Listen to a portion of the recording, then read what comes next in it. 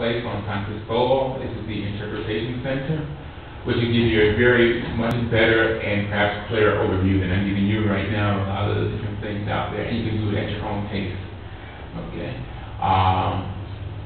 but as I mentioned, fresh water is a problem, so now they're looking at desalination plants in Santa Cruz, purifying the water that's coming up in San Cristobal. There are different kinds of solutions for that, but also they're looking at different solutions in terms of energy on the islands also. Again, the people who are actors into this, again, this list is running off the page, but the farmers, the fishermen, the tourism agencies, police, etc. It's a small town out there with government involved, lots of different foundations, and groups such as Lead-Adventures that come into play. So more research can be done.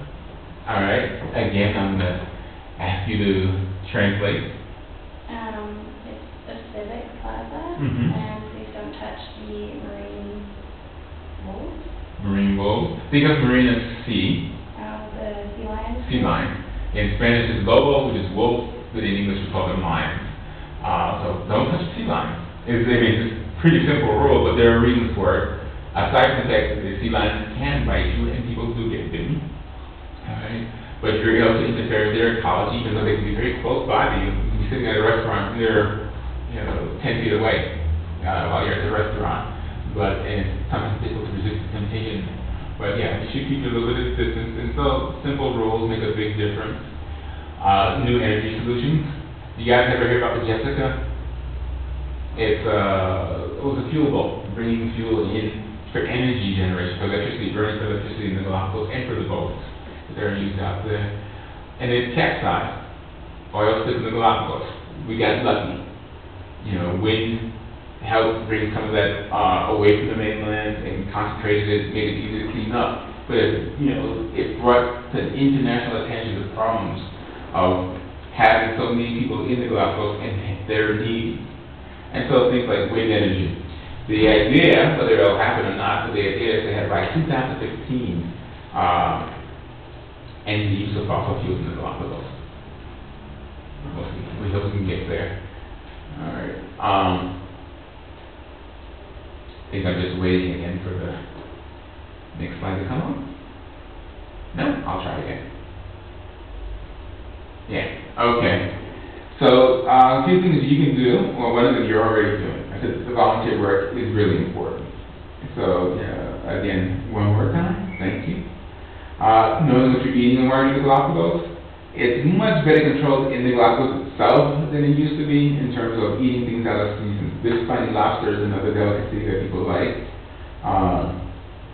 Cool animals, also good eating, but there's a season for it to try to give them a chance to reproduce and maintain their population. And when the season's over, fish people sometimes get upset. In the past, twice, the Charles Darwin station was taken hostage by fishermen who were upset about the end of the season or about the low numbers they were given to collect that year, because there's a limit even during the season.